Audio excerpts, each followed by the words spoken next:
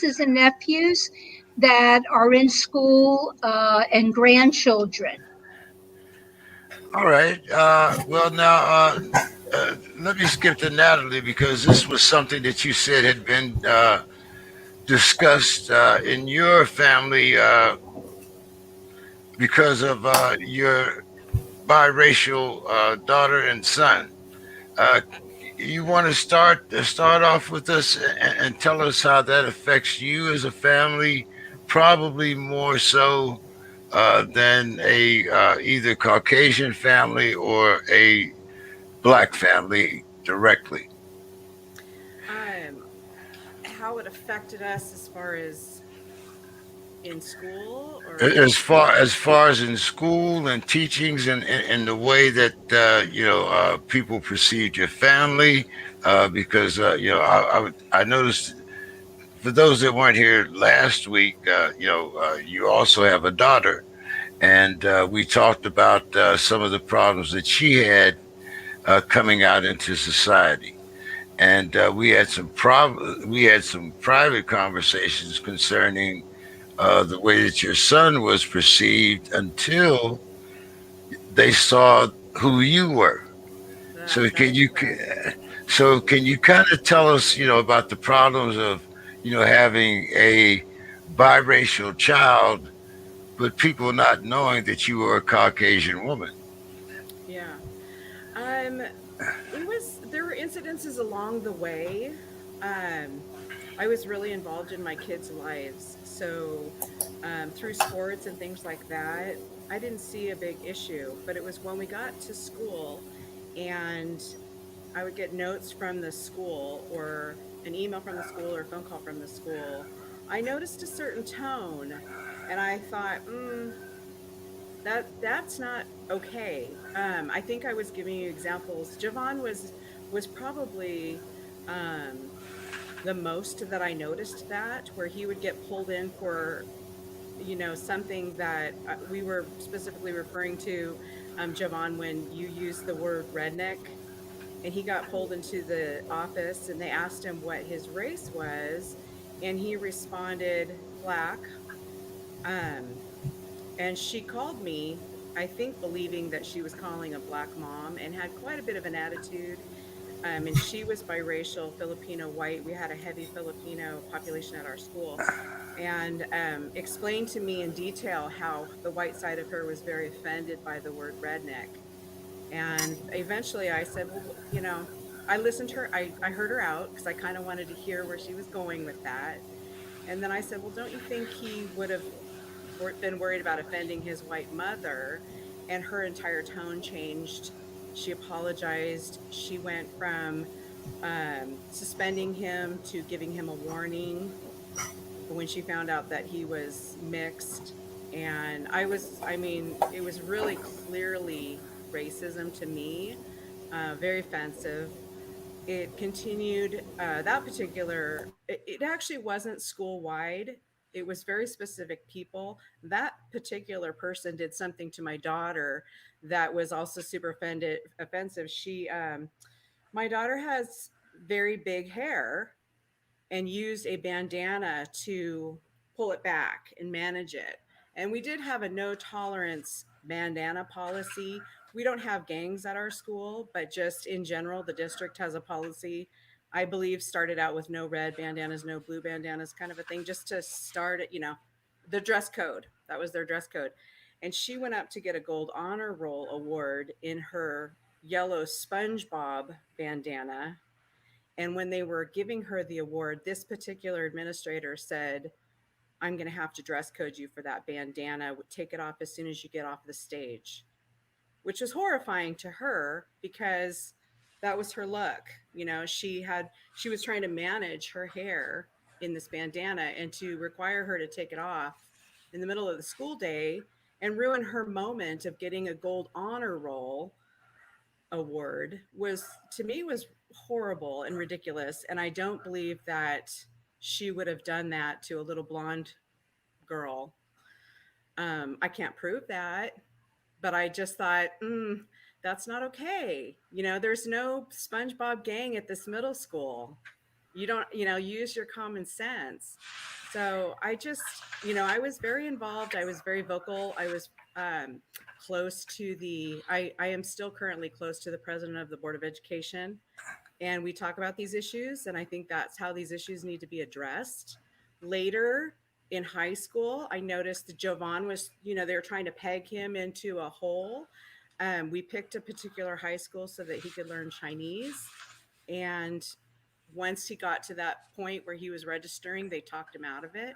And they told me that they didn't think kids like Jovan would do well in that class. And they were talking about, Jovan, you can pipe in here.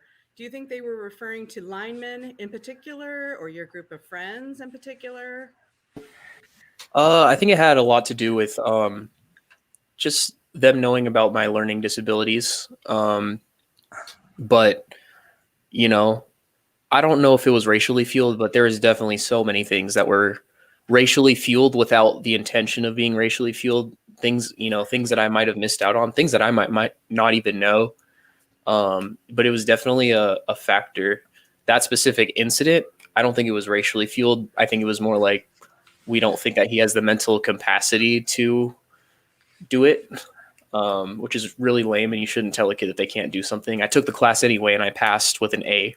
So I proved them wrong anyways. But yeah, for that specific incident, I think it had more to do with where I was at in school. A lot of stuff that happened, I probably protected my kids from, because She was, yeah, to be fair, she was really protective of all of us. And it was weird because everyone would change as soon as they found out that she was white. yeah, that particular administrator in high school was talking about kids like him. And I wanted her to be specific. What do you mean kids like him? Well, he hangs out with a certain group of kids, and we tend to try to keep them together. They do better in this subject. And all of his friends were the African-American students on the football team that she was referring to. So I took it as racial. I insisted on a meeting. We met in person with the counselor and the principal at that time. And as soon as she saw that I was white, she changed her tune, and her entire attitude and tone of voice in her emails changed. And it was very clear, very obvious to me. And I was really offended. I insisted, you put him back in that class. You're not going to tell my son what he can't do.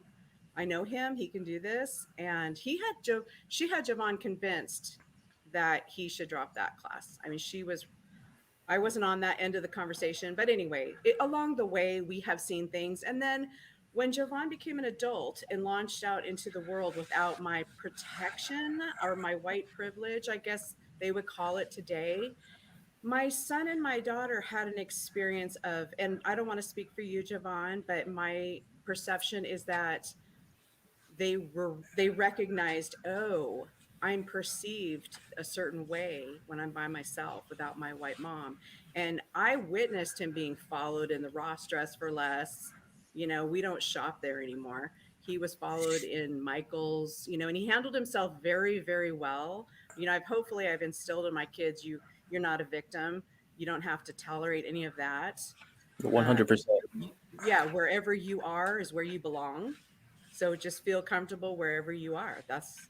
You have every right to be anywhere you are, unless it's, obviously private property or something. You know what I'm saying? Yeah. So, we had a few incidences, and I've talked to the managers, and that was pretty blatant. I was about 5 feet away from him when they were following him and Ross, and I saw the whole thing go down, and it infuriated me, of course, but it was just so. And then I went and talked to the manager, and I said, you're totally profiling him. How could you do that?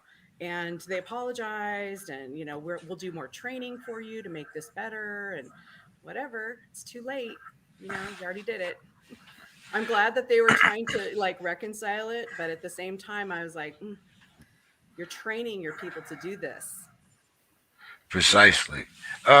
Chris, I want to chime here with you. Usually when we talk about CRT, that's really a legal term. And I'm wondering why, or at least when I was in school, we didn't even have real American history, if you want to call it that, until we got in what was junior high school. I've never known for this type of history to be taught in K through 6 or maybe even K through 8.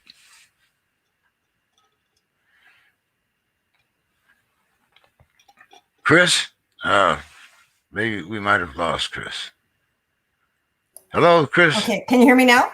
Yes, we can There's hear no you. buzz in the back? No, Okay. no. Yeah, I wasn't sure because originally there was a buzz with the microphone. So yes, you're right. When you're correct in your recollection, because when I was going to school, we had no American history training until we hit 8th grade. And that was, very rudimentary.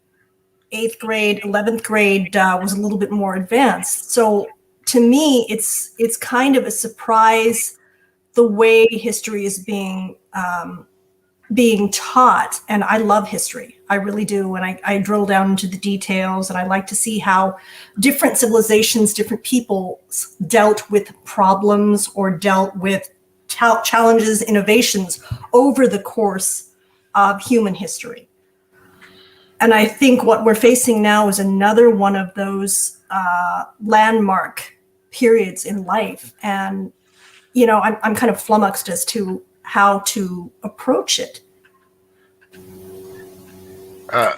Dr. Michael, you are an educator, and you managed to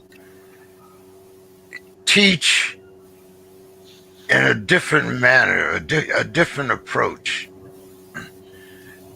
Is that something that most teachers have? Do they have that leeway, or are they defined a certain curriculum? Yeah, I mean, it's different. It's different depending on where you're at, but to a large degree, right? Teachers' teaching activities are aligned to state standards, and those standards are measured on state standardized testing. And so there's certainly some leeway within the curriculum about how it gets taught and what kind of activities you do. A lot of times teachers complain about being too regimented and too boxed in, and I agree with that.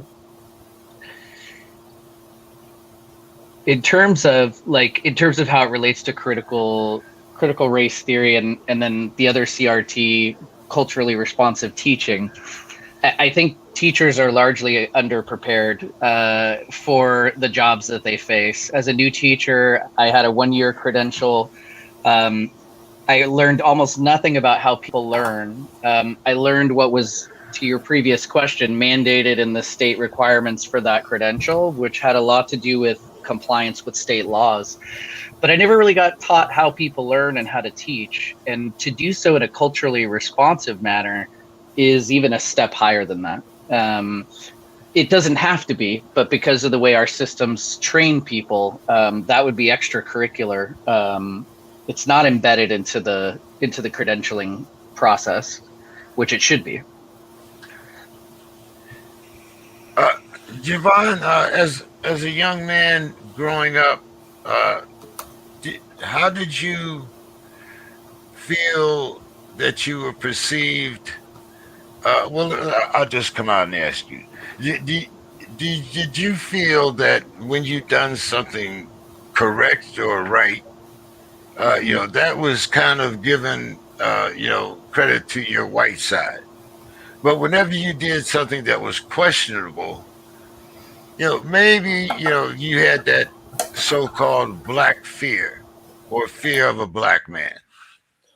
I do feel that way, but it wasn't like a literal thing. I don't think when people were perceiving my actions, I don't think they were literally thinking, oh, that's the black side of him. Oh, that's the white side of him. I just think that anything negative, they kind of like maybe had like a blurry switch that they didn't really notice. And then they kind of put those negative black stereotypes onto me maybe.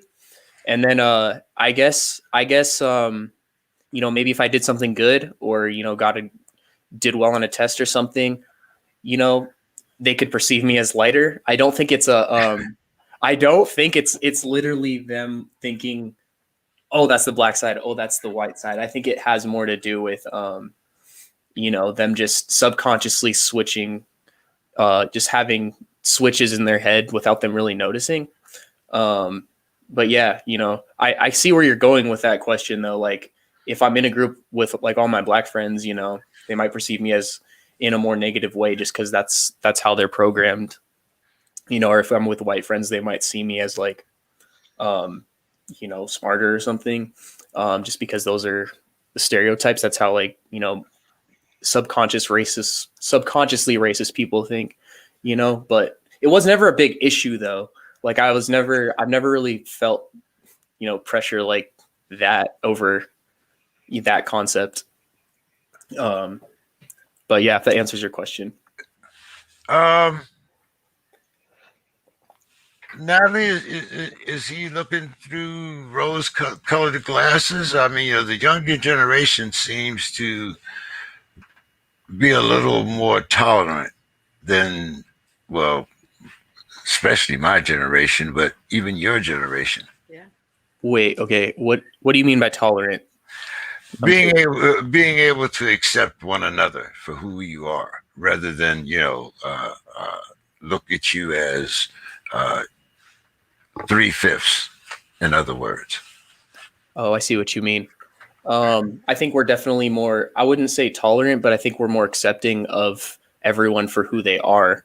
But as far as certain things like racism and on a deeper level, we won't put up with it. I mean, you've seen the whole Black Lives Matter movement and all that stuff. Like we won't put up with it. Like Gen Z won't. We're all social justice warriors at this point, and there's a lot of things wrong with just the country and capitalism and, you know, things all coming out through 2020, and we're ready for change. So definitely more accepting, but not tolerant. Ah, I love that. I think that's how I see my children too, even compared to my generation, accepting. But if you get on the wrong side of my daughter about an LGBTQ plus issue, you'll hear about it. So that's a really good way to describe it, Jovan. Yeah, I loved what Jovan said also, because I'll be 76. So I grew up, you know, when there were different water fountains, the buses, all of that. So I think I love what Jovan said. I think definitely more accepting. And as far as LGBT, I have a niece that just got married. And if that, I mean, yes, I think that was just so beautifully put, Jovan. Yes, thank you. Yes. Mm-hmm. see, now I'm going to kind of date both of us here because I'm 74. So I remember those days myself. You know, might not have had to go through it personally until I got in the military, but I remember seeing the signs, you know, black and white TV. I remember watching Selma, Dr. Martin Luther King and all that. But Roberta, wasn't that what the hippies were supposed to be all about? Yes. Uh-huh. Yeah, it was, I mean, I remember the first time I grew up in Florida, and I remember the first time going to the beach with my mother and seeing different water fountains.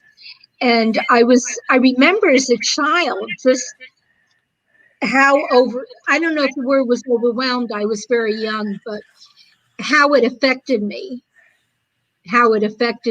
And my mother tried to explain at the time, you know, we accept people, you know, for who they are. It doesn't matter what color, what they look like, whatever.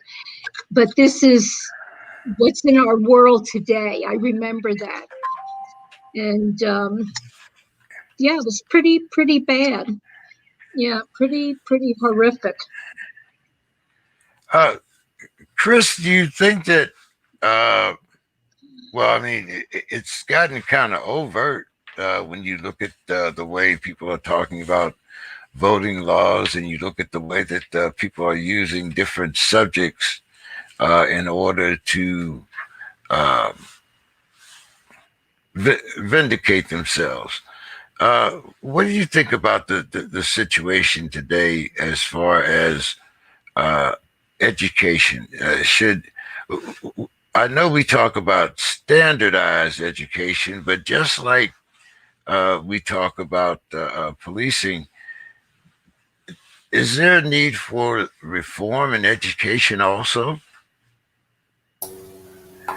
Yes, I believe so. And I think, I'm going to stand on my soapbox here for a second, especially with math education.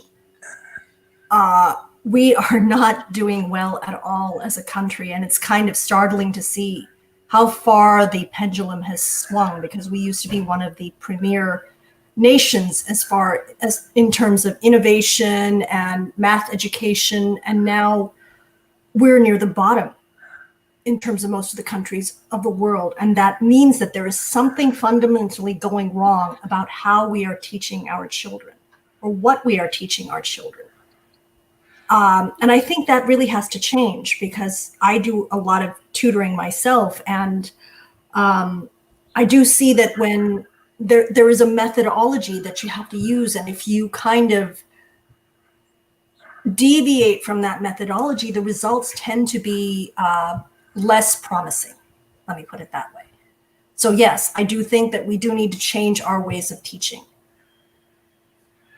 Dr. Michael, way back when I was in college, when we still had the quill pens and whatnot, not quite that far, but anyway, this was some of the things that we were hearing then about how far other nations have come, and how we're dropping in education. So just from my reckoning, this drop has taken place especially within the last 40 years. What do you attribute that to? Yeah, it's a good question, James. I think a number of things, including the fact that I think I think it's part of it's a cultural thing. I've tutored students from different cultures in math and science, and I can tell you that in many instances there's a strong focus on those subjects. I think in general, Americans have gotten a little bit lazy.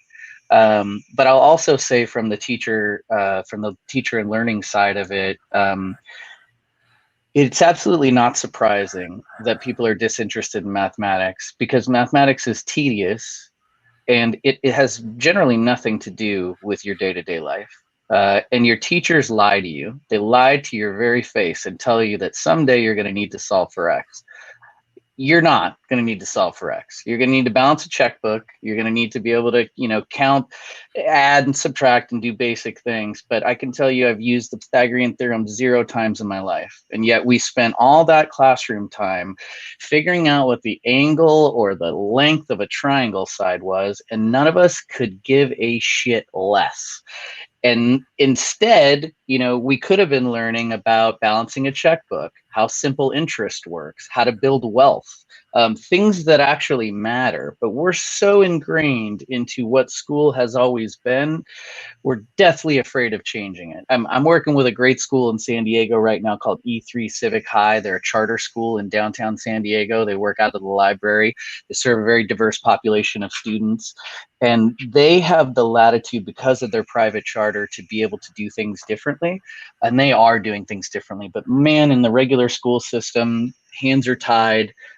Test scores matter. The problem is that the tests don't measure what matters. So in order to do well on the test, you have to spend time on what doesn't matter in real life. The whole system's screwed up. But I think we're going to see continued innovation and change through the charter system.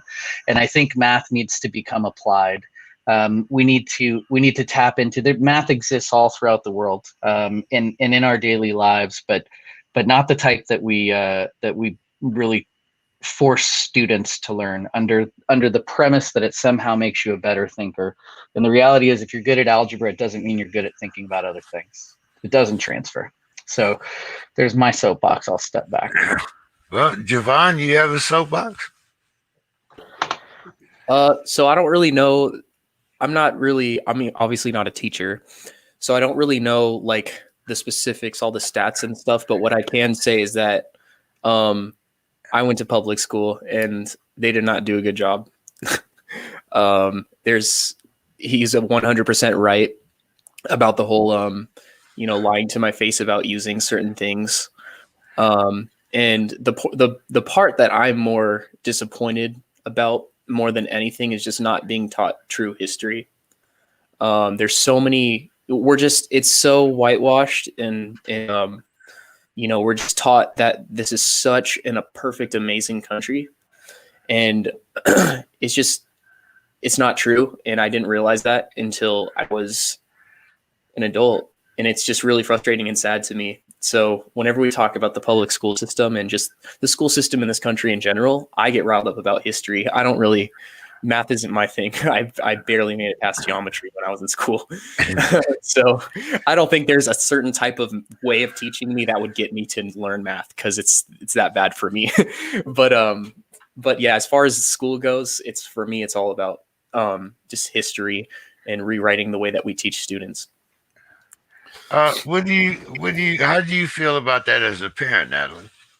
I agree with them. I went through their textbooks and stuff. I grew up in San Diego in the 70s, and I remember we didn't have state standards at that time. So if you were in a school that had really good teachers, you're going to get really good history. And if you weren't, you weren't, So I remember my teachers bringing in a lot of books and being really passionate about this is, how we wiped out millions of American Indians. And it wasn't in our textbook, but these were teachers that had the ability to bring outside things in, which I think is what you were talking about, Dr. Michael, with the charter school. You're able to have a little more openness about it. When it's public now that we have state standards, it is teaching to the test, and you are very limited in using the resource they give you. If you bring something else in, it has to go through this whole process to get approved. Whereas when I was growing up, the teacher could just bring in a random book that they really dug and thought was honest and taught it to us. So when my kids came to me and said, how come you never told us, this is what happened here and this is what happened here? In my mind, I was thinking, well, I was taught that. My teachers gave me that. But it's because I wasn't stuck to that state standard that they are now. And Javon is correct. It's quite whitewashed. It's written by the victors, right? History is written by the victors. So you don't get a really broad perspective of everybody and who was involved in history. So it is definitely something that we've discussed in our household, and we've had open discussions about it. But I was a little surprised that my kids didn't think I did a good enough job about teaching them the truth about stuff, because I don't think I assumed it was going to be taught in school history, but I mean, we have a busy life. It came up when they brought it up. Now, Javon and Juliana, I have 3 kids, actually. I have a 17-year-old too. Javon and Juliana did have a history teacher that did bring up some very controversial subjects. And they would come home and tell me about it. And I was surprised that nobody in the district was stopping him from it. But I never said anything because I want my kids to be critical thinkers. And that's what he was doing. So, you know who I'm talking about, Javon? What's his name? Yeah, my mom had to sign a waiver for him to tell us the truth about what happened to slaves, which is really sad. Yeah. But yeah, that teacher was biracial, and so he wasn't afraid to tell us. But yeah, you're right about everything. What's up? Yeah. I'm sorry, Javon, to interrupt you. I do believe that leaving it to the parents is also dangerous. I think it needs to be in school, because the facts that I was given, I'm 53, so elementary, middle school in the 70s, and then high school in the 80s. The facts that I was given are now looking different to the facts about the same event that the kids are given today. So it's not reasonable to expect parents to supplement history lesson. We talk about stuff, we have a lot of open discussions about it, but I'm I not mean, you gonna did your best. You did your best. And that's actually all we can ask of our parents, regardless of our age. But Well, real quick comment on that, James. So I think you're right, Natalie, totally. That well, first of all, we all get a different textbook and a version of history, and then we can argue about which perspective is the most accurate within these textbooks. But what I think is maybe the key missing piece here is that history shouldn't be reading a document and taking it for truth. History should be learning the process of researching and discovering the past truth, by learning how to evaluate resources, by learning how to search for new resources. I mean, we can find things out now that we never could before just because of technology advancements. Google has scanned every textbook and book that's ever been written for the last couple hundred years. We can go in and ask, when was the first time critical race theory was used, and chart it algorithmically. Like, you can ask all this sort of historical questions. So I think we need to shift out of history as absolute fact and history, and turn it into history as a research passion, learning about the past through available data and such. I think that is essentially what history is, right? It's a continuing story of humanity. And if you present it as a story instead of, I think a lot of people don't like history because they're forced to memorize, or they were forced to memorize a lot of facts and put them together and say, okay, I've memorized all these on a test, I'm done. It's not presented as an engaging story of various cultures. And that's what draws you in. And a lot of that is the talent of the teacher. A dedicated teacher who has passion for the subject can bring that in. And I don't think anybody would object, saying, okay, these are the little things that make the story more interesting, more intriguing. But can you really do that if there's a state standard, or if there's a standard for that teacher? I think Or you would- can. I think you can if you keep to the basic standards, but you add in, right? You can certainly add in, as long as it's not overly controversial. Yeah, but see, that's the problem. Like, sometimes it needs to be controversial in order to teach the people the recurring truth. Like you said, if it's a research project, but there's a recurring truth in everything that you research, then that is safe to assume the truth. But sometimes that truth is too controversial and you can't share it because of the state standards or whatever has been set by the state government to teach children. And I think that's where we need to change things, in my opinion. I agree with Javon. I think state standards limit teachers quite a bit, and they're afraid to go outside of it. And I'm not a teacher, maybe Dr. Michael might know more about this. I'm not a teacher, but if I would assume, I would. No, but you're a student, right? It's just as, your perspective is just as important, because as a student, you'd be absorbing this material. I mean, teachers have one way of saying, oh, we can do it this way. Mhm. But it's the student who has to pick it up and say, hey, I retained that information and it has meaning to my life because of an engaged teacher who brought it to me, gave it to me. 100%. Getting down to the CRT, which we're talking about, is actually more about the statistics than it is about actual real life, as opposed to culturally responsive. Can you teach the Emancipation Proclamation without teaching, without being culturally responsive? You can. I mean, just a quick level set on cultural responsive teaching, right? So we're talking a lot about what we teach, and I agree totally with you, Javon, that we got to change the standards, because the standards are the finish line, and literally all of the energy of the educators are focused towards those standards. No one has stopped to consider that they are heading in the wrong direction. So that's 100% true. In terms of culturally responsive teaching, though, like I was saying, we're talking about what's taught and what isn't taught. culturally responsive teaching is even a nuanced level deeper, which is not what's taught, but how is learning facilitated, and is it learning facilitated in such a way that students from different cultural backgrounds and experiences can participate equally, can benefit from the experience. So, you know, it's almost the term ethnocentrism. You ever heard of that one? Is like the way that we all kind of view the world through our own lens, right? Our own ethnic perspective.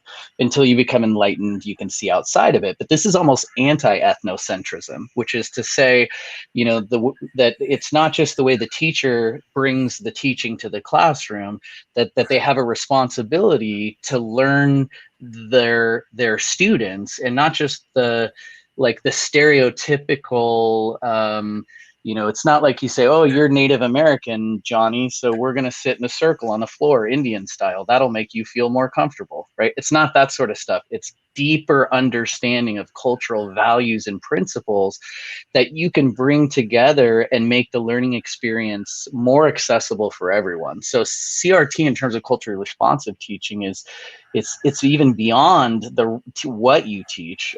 It's more how you teach it, and a lot of teachers are completely unaware that they carry assumptions, that they engage in practices that make people from other backgrounds feel isolated or unwelcomed, and that's what it means to me. Chris, would you like to chime in on that?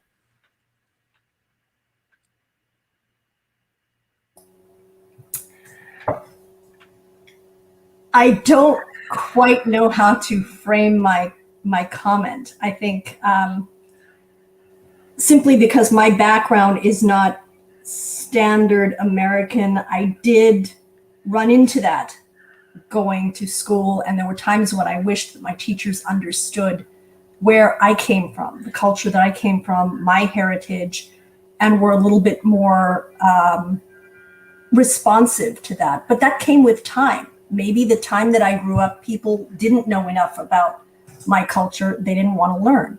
It's very different now.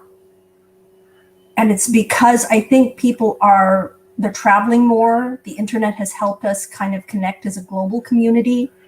They have more people coming in from different cultures into the country. So they are learning that there is a whole world out there that is different, and that's incorporated in the teaching methods. That's a process of change.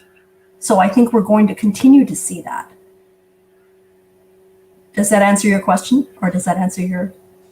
Well, no, I'm looking for your opinion. It's not a question. I'm asking you your opinion.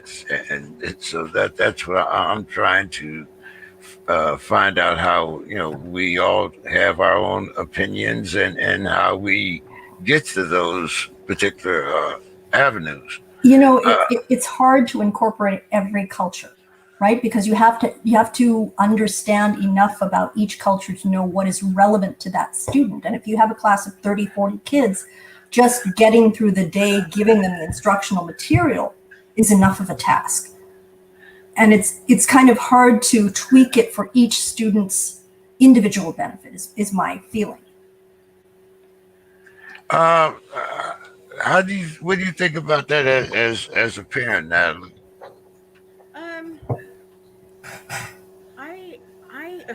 I am not sure how you would teach that. I actually have a degree in special education. So in special education, we took cultural sensitivity classes because different disabilities are perceived differently by different cultures. So it was really relevant to learn how to approach parents from different cultures about their child's disability. As far as a general teacher, I don't know how you would teach that. I felt like the cultural sensitivity classes that we took were really informative, but how it would apply to the general population, as a parent, it was clear that some teachers stereotype. I mean, I have to say, out of the whole school district, it really stood out because it was not typical. It was, they stood out because they were people that were clearly stereotyping and being biased. So I feel like that was something they were raised into as a person. I don't know that you could teach that to them, how to be sensitive. They go through classes. I mean, teachers have these teacher education where they give everybody minimum day, and the teachers go to, or they give them off. The teachers go get trained on stuff. And so they have classes that are supposed to do that. But I really think if it's in them, I don't know you can teach it out of them, honestly. That sounds very pessimistic, but I just feel like some people don't know that they're that way. I think just an awareness, though. Like I hear what you're saying, Natalie, because people, well, first of all, it's hard to change people. Never enter a relationship thinking you're going to change somebody. There's a Mike's tip of the day. But in this case, I'm thinking, an example that came to mind was, okay, in Asian cultures, for instance, teachers are viewed as masters. They are elders, and they are fully respected at all times. So when you have an Asian student that was in the Asian school system, let's say Japan, for instance, come to the United States, and the teacher wants to dialogue in sort of a Socratic debate, that student would potentially feel very uncomfortable, or pointing out that the teacher made a mistake, or any of these sorts of things, because in their mind, in their soul of their body, they believe this person is to be unchallenged, right? And so if you're unaware of that, you wouldn't be able to take it into consideration. There are countless examples of that in different cultures that we're just not aware of because we live life in one culture. So I think it is an education thing, but I think it, I think that we can do better. I know that there's trainings, but I think that this is a budding field that will only get more and more developed. Here we are talking about it. So my hope is that it, through multidisciplinary and multicultural teams, through diverse materials in the classroom, and through these strategies, that we can really start to make the classroom a truly inclusive place for learning. I do think that another strategy would be to hire a more diverse set of teachers. We, in our district, we try to get people in from all different cultures, but and what they do, there's a couple problems. One of them is they are not allowed to ask their race, and then they block out the name when they're going through the application. So you're going through the application and you're pulling people in that you want to interview, and you don't know who it is. So last 2 years in our district, we haven't hired a single African-American teacher. And why is that? Is it because they're not applying? Is it, but I think if we did have that, there would be more representation, there would be more experience with each other. And I don't know how to, we had this discussion, actually. We have a few committees in our district that are talking about it and are working on it and trying to make efforts to change that, because we do want to hire more African-American administrators and teachers and principals. And I think because we all believe that would help diversify the pool and maybe learn from each other and have that awareness just, by being near each other and have representation. So not I can just piggyback on that. I think another thing is if you're going to try and teach cultural acceptance and all this stuff about people's culture, if you have a white person doing it for a lot of people, it delegitimizes it. And I've seen that a lot, on social media and stuff. There's a lot of people trying to bring awareness to certain things, but they're white. And so some people bring it up like, you're white, should you really be educating on this? So it's a good point.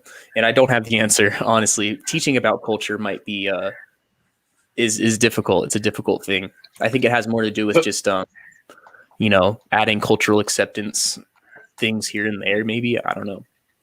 Well, yeah, I agree with both of you. It has to be a diverse group of people. You can't have a group of white panelists talking about it being experts in different cultures. It's just so 100% Natalie and Jovan. I think the other thing also is that, and I hate to bring that up, but sometimes teaching is a cultural thing. not everybody chooses teaching as a profession. They will look at other avenues because they think, what is the benefit that I'm getting out of this? I'm already teaching my children at home. I don't want to do this as a profession. So you may not get as diverse a cultural stream of teachers as you might think, different with the younger generation. But I'm saying people maybe in their 40s or 50s, that may not be from different cultures. That may not be the first thing they think of at the elementary or the what do they call it, K through 12 level. Universities, different story, but not in the public schools, not in the K through 12 form. So that may be a generational change. There are a lot of younger people who do go into teaching, but the people who are more 30s, 40s, 50s, they may not choose to have different cultures. One of the things that I find is probably your husband found the same thing, Natalie, is a lot of people ask me, how can I be pro-Black, but yet and still have a Caucasian spouse? And what do you think about that when it comes to the terms of acceptance? Why is it so much harder to accept a biracial relationship, but not a bicultural relationship? That's a good question. I'm on the other side of it. I accept it. So I don't know what other people are thinking, but my ex-husband, I hate speaking for him, but he was very much of, we didn't really talk about race. We kind of I rose above the issue, just kind of, we walk through life with confidence that this is what we're doing. And, we don't really care what you think about it. I think you could probably relate to that, James, because we talked about that a little bit, but you just you can't be sensitive about it. You just can only educate and show people that this is okay. This is good. There's lots of love here. And this is going to be the new normal. I mean, I don't really know how, I don't really care what the other people think. It's not my business. I just move through life. I moved through life with my husband with, just, this is what it is. Suck it up and deal with it. This is what we're doing. We didn't really care, to be honest. I can't speak for the other side of that because I'm not one to look at a biracial couple and say anything about it. I think it's normal and fine and beautiful. So, Dr. Mike. Yeah, that's a good one, James. I don't know. It reminded me instantly of Rachel Dolezal, the woman who was a white woman, right? Who was a part of the NAACP? Yeah, right. Yeah, and how much flack she got for that, and I remember that being such an interesting, like, sort of thought experiment for me as a white advocate of multiculturalism and the strength in different perspectives. I guess she misrepresented who she was, so that's the source of the sort of backlash. But she seemed to be doing great work, and it's a sensitive area. I don't know. As a white guy, I could just tell you what I do. So if there's an opportunity to speak on something where I feel somebody else has a better perspective, I always go last. But I always go, right? I'm still gonna talk. I'm still gonna be a part of the conversation. But it is interesting. It's an interesting position to occupy. I don't know. Maybe I'm not answering the same question that you asked. Maybe I went off on a tangent, but. Well, Javon, as a young man, what do you think? Is it easier for society to accept biracial couples or bicultural couples? So my generation is a lot different. We kind of glorify biracial couples. It's like, it's something that both sides want. I would say more from the white side. I think a lot of white kids around my age are really excited to date someone out of their race and culture. From the black perspective, though, I think it is a little bit frowned upon to go white, if you will. So it does get difficult, though, because sometimes you dip into like the whole culture appropriation pool. Should a white woman be doing cultural stuff, that African American people do, and it's just deeply rooted with them. So I think there's still a lot of cultural issues. But as far as like biracial couples go, it's all over. Like it's all over. It's the cool thing now. It's literally cool. But it does go deeper, and sometimes people do get a little hypocritical because they want a biracial relationship, but then they don't want that person to be involved with their culture because it's cultural appropriation. So there's conflicting ideas in culture, and it's funny because as accepting as we are in Gen Z, cultural appropriation is this really, really big issue, and it just leaves it's just a big wall for so many things, and I can definitely see it being a huge wall for biracial couples and dating. But yeah, like Dr. Michael was saying, it's tricky. It is tricky. Even for my generation, it's tricky. It's the whole culture thing is a huge issue. Because you don't want to culture appropriate or disrespect anyone's culture, but you want to glorify biracial dating. So we approached it like we celebrated each other's culture without trying to be it. I never walked around trying to dress in a certain way or speak with he's from the South. My ex-husband's from Charleston, South Carolina. I wasn't trying to pick up or absorb any of his culture. We celebrated it. We loved the differentness of each other. And I think that it needs to be approached that way. I did want to mention something that came up earlier. My 17-year-old daughter did have an incident during the Black Lives Matter where one of her white and Mexican biracial friends said something racist on, I believe it was Twitter. And that Jovan's generation that he's talking about canceled this person. She made one comment. My daughter called her out and said, "That's very racist. I'm not going to accept that, blah, blah, blah." And it just spread like wildfire. It went viral. Hundreds and hundreds of responses against the girl, which, it was a really big deal for our community. It actually spread through our community pretty fast, like wildfire. And the girl dropped out of school, and she was canceled. Was cancel culture. But in the back of my head, I was thinking, right on. I don't like the cancel culture. I'd rather have dialogue and work things out and understand each other. And, I would rather have it go that way. But at the same time, I was really happy to see that their generation was going to be absolutely not tolerant of that behavior. And so I do think we're going to see some change, especially after last year. How could we not? So I think biracial couples is, it's just going to be a thing. It wasn't really popular when I was doing it. It was in the 90s and it wasn't really popular, but now it is. I see it all the time. I got married in 1974 and my wife was Greek. So, much different circumstances, but, I do. Chris, would you like to chime in on this biracial versus bicultural?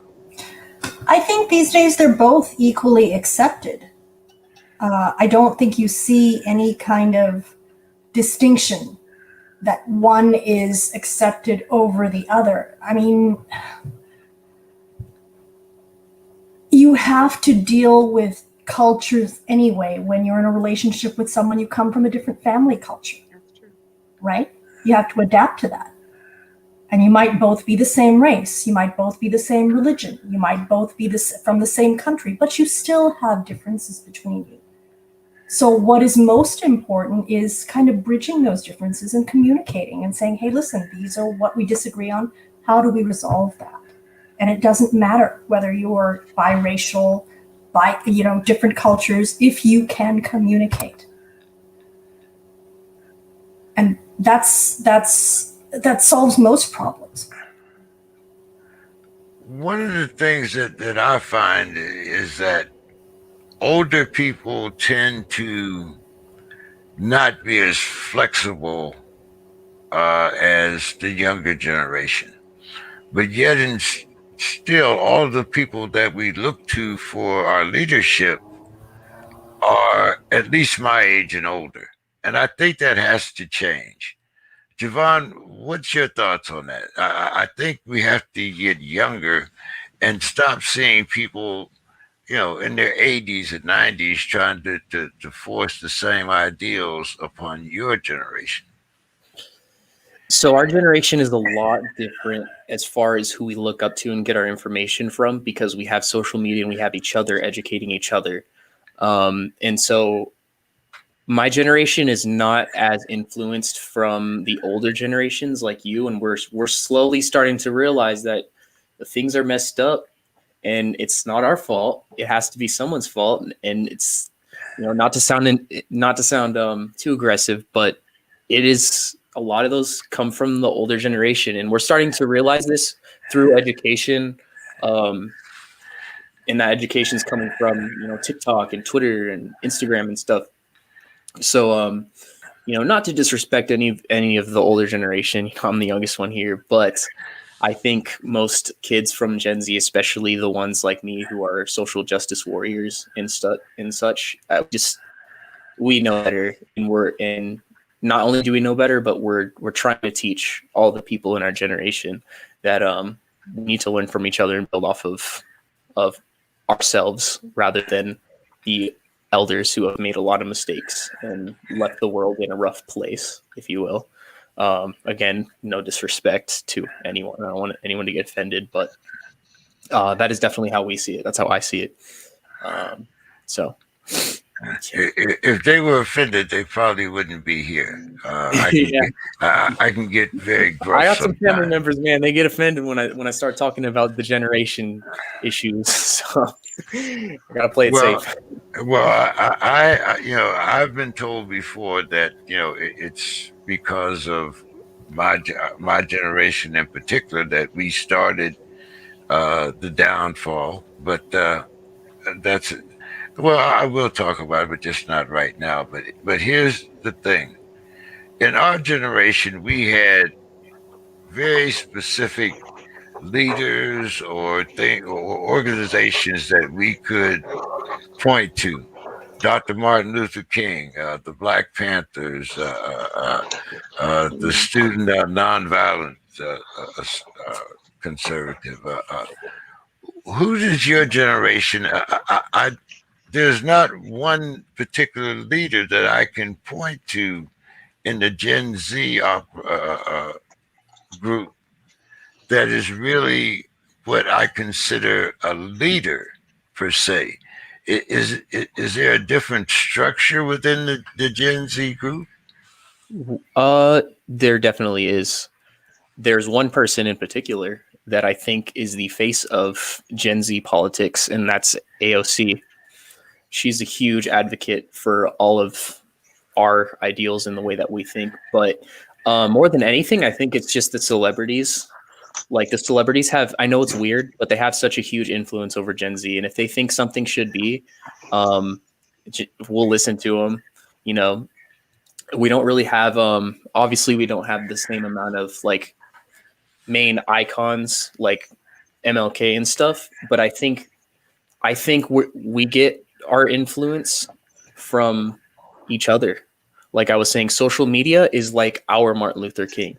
All the movements and all the way that we communicate with each other and spread our information and tell the truth about history and stuff. That's our Black Panthers, we educate each other. Yeah, it's such a Javon. You're describing something that's actually pretty well documented. That there's a book called The Wealth of Networks that was written by this Yale professor. But basically, he says that because once upon a time there were only 3 TV channels, right? NBC, ABC, and CBS, and now you have multiple channels, and you have self-publishing, and you have, when you say celebrity, that could even be like a TikTok influencer, right? I mean, these are people with followings, and this is where they're getting their information from, James, which is good and bad. It's good because it could be bad too. Yeah, it's good because it's diverse. It's bad because you need to have this thing I keep talking about on this podcast, which is information literacy. You need to know how to take in information from different sources and determine what weight to give, what value to assign to it. Not every input is equal. And I think part of the challenge we're having right now is that this technology has proliferated, and yet the skill set of being able to analyze, investigate, and really kind of determine what's valid and reliable is lagging a little bit behind. But I just want to add on to what Javon said in terms of the youth. I think, and I said this one time on your podcast before, James, and I think I shocked you. I said, I think we're in good shape, man. I think the youth of this nation, having 2 kids that are 16 and 18, I think we're in good shape. These kids, yes, they're untraditional. They don't do things the way that we do them, but we didn't do things the way our parents did it either. The one thing I will say about us old folks who are definitely at fault to a degree is every generation pushes the rock up the hill as far as they can. And when you get tired and it's near the end of your time, someone fresh comes in, and man, I'd like nothing better to see that rock, blast up the hill with this new generation. I really think it has, you look at, for crying out loud, Amanda Gorman, her speech, and that speech gave me chills. That woman is 19 years old. She is a leader. Age does not matter. She is a leader. And I think we need to stop electing old, half-dead white dudes. Yes. Hey, there's some black ones too. I mean, we can pass the blame around, but Javon, it seems like that adage, that we want our children to do better than we did. It seems like that's become kind of outdated because things have changed so much. What are the new standards that students want? Before, usually the middle class, you come out of college, you want, a house, a wife, 2.5 kids, a half a dog, whatever.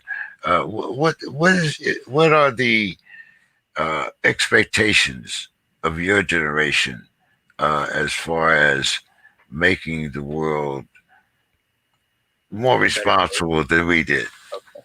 Okay. So we want basic human rights. That's obvious. We want livable wages. It doesn't matter what job you're working. It needs to be a livable wage.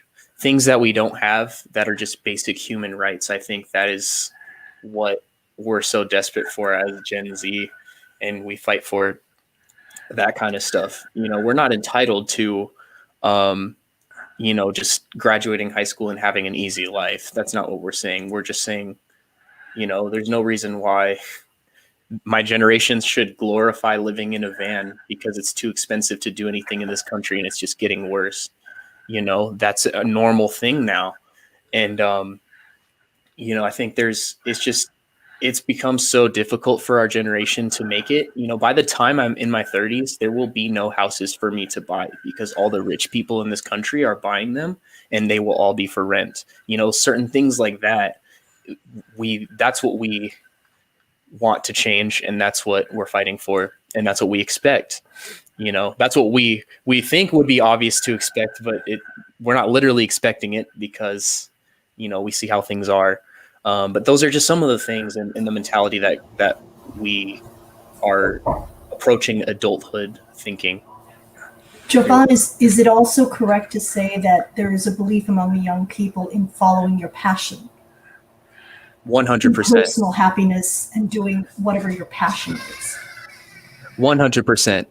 I don't think that it comes down to I think that we still understand that, like, you do have to work. You have to make money. You can't just like sit around and do nothing. But there's definitely a huge emphasis on doing what you love, and that can be translated into laziness. We get called lazy all the time, but are we really lazy if we're putting all the time that you put, digging up coal, that we're putting that time into, music or something that we love? That's not laziness. We're still putting in the same amount of effort, so that you're 100% right on that. I'm one of them. I love music. That's what I do. This is my whole setup. So, yeah. Definitely. And it is, I think that's important too, because it gives you peace, right? It gives you purpose.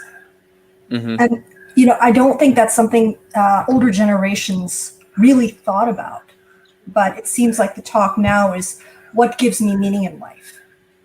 100%. And we definitely value our time. I remember I was having a conversation with my aunt, or my mom's sister, and she was complaining about some of her employees not wanting 40 hours because they wanted time to themselves, and she was calling them lazy, and I don't think that they're lazy at all. They just value their time. I definitely realized it during COVID. I was 21 at the beginning of COVID, and now I just turned 23. And I just lost 2 valuable years of my youth to that. And that was definitely a wake up call for me, to know that you need to value your time and not waste those young years. And our generation, my generation definitely understands that. Definitely 100%. But again, like both those things that you brought up, it's perceived as laziness, which is 100% false, But I think valuing time is something every generation did. Right? It's just that we had each generation had different pressures to deal with. And maybe the younger generation didn't understand the kinds of pressures that older generations had to face. What were some of those pressures, if you don't mind me asking? Okay. I'm looking back in history, and I'm saying this is perhaps the longest period maybe where we have not had to deal with major international conflicts. Yes, we've had them in the Middle East, things like that, but things like the Depression, things like the stock market crash, things like Vietnam, which people had to deal with. Those were seismic events. Mm-hmm. And World War I, World War II, it changed a generation in many, many ways, and it made them so aware of how precious life was and how much you had to save and kind of think about your families. So not to discount any of those, because those are some pretty radical things, but my generation has seen that as well. Yes, we have Absolutely. Gone through the recession, we have gone through COVID, we have gone through Trump, we have gone through 2020, we have gone through plenty of things like that. And so I think it's safe to say that both generations have definitely seen a lot of that, which is interesting because the values of time and work are very different between generations. As we can see, we're called lazy a lot and stuff like that.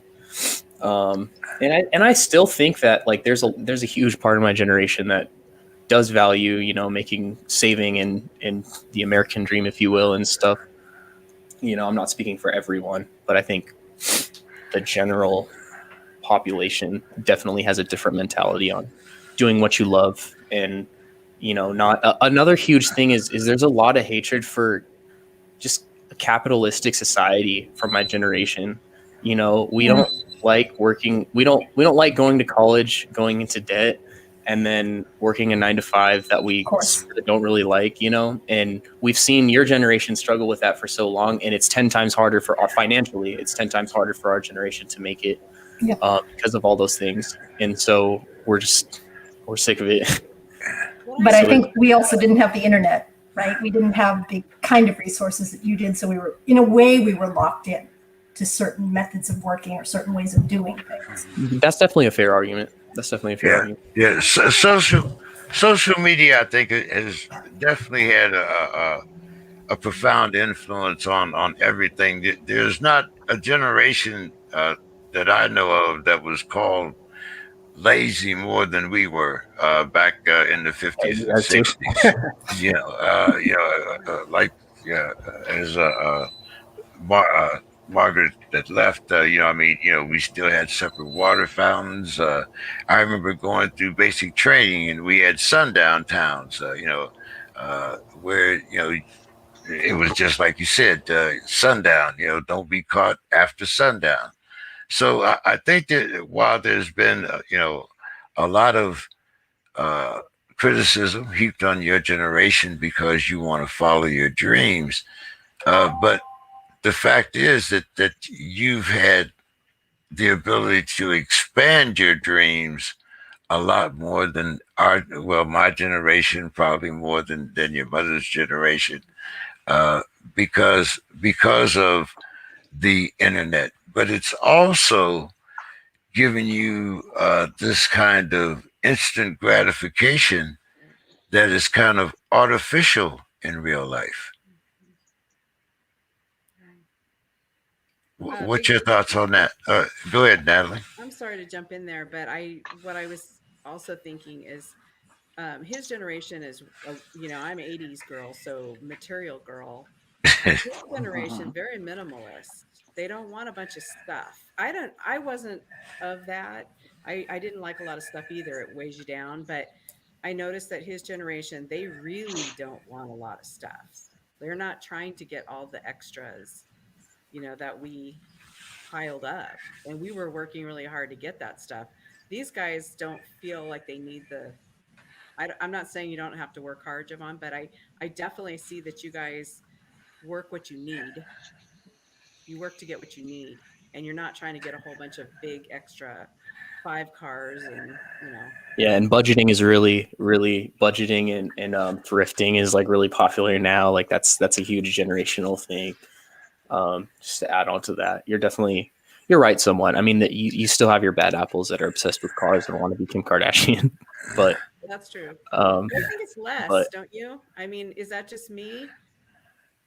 Yeah, definitely. Houses being built everywhere, and people living, like you said. That was a good perspective, Javon, about glorifying living in your van. That's one way to make that look. Yeah, I mean, it's so popular. It's a huge part of social media is van life. But I also find another generation, another difference, Javon, because all of my family, with the exception, I'm kind of in the entertainment business, but most of them are in the entertainment business, and musicians are definitely a different lot than the average person. When you take the amount of time that it takes to make a record, to put a tune together, and I mean, it might take you 3 or 4 years just to make one record, and then it still might not be successful. But you have that patience, which is something that we didn't have. You have that patience where, for things that you're passionate about, you're willing to take the time. Whereas we were not, if it didn't, as your mother was saying, a material girl, if it didn't have that instant benefit, we kind of, felt it was an extemporaneous thing. Doctor, how do you find that in your teaching today, Mike? Yeah, I love this conversation. I love the multi-generational approach, and one of the things that I'm wondering is if there, a lot of the way we feel isn't sort of just part of the pattern.